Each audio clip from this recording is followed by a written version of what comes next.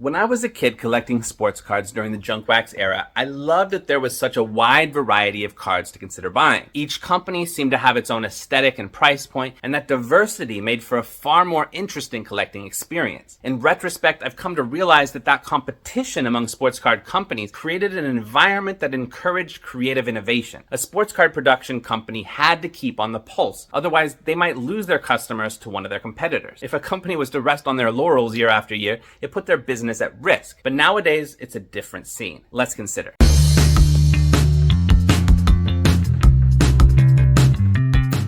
When one company controls the license for each sport, I don't think it's good for the hobby overall. For example, with Panini knowing they're on the verge of losing their license, they have absolutely no incentive for innovation. Why bother trying to come up with some cool new insert or some cool new product design when they know they're about to lose their license? So instead, everything is just a rehash of the previous year with only the slightest of differences and a slew of new color parallels. The lazy take on innovation. But if they were to keep their license in basketball and football, and Topps was also given the license, then suddenly you have a situation where these companies would be competing against each other for the best card designs, the best customer service, the best price points, and the best all-around hobby experience for the collector. That seems like it would only be of benefit all around. Even from the perspectives of the league themselves, it seems like they could make a little extra money by selling those licenses to one or two additional companies. And what benefit do they really get from just limiting that license to only one company? It seems to me like there's no advantage for the league in doing it that way,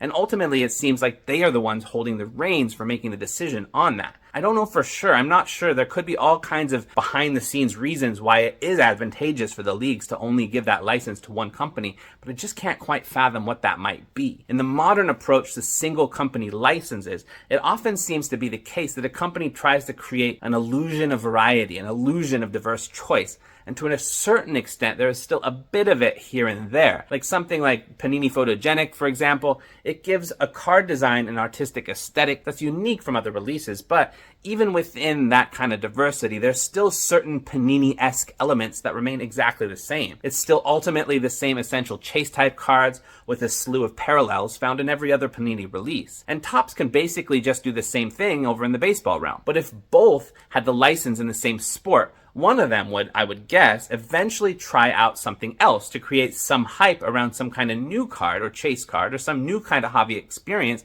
to try to draw people in.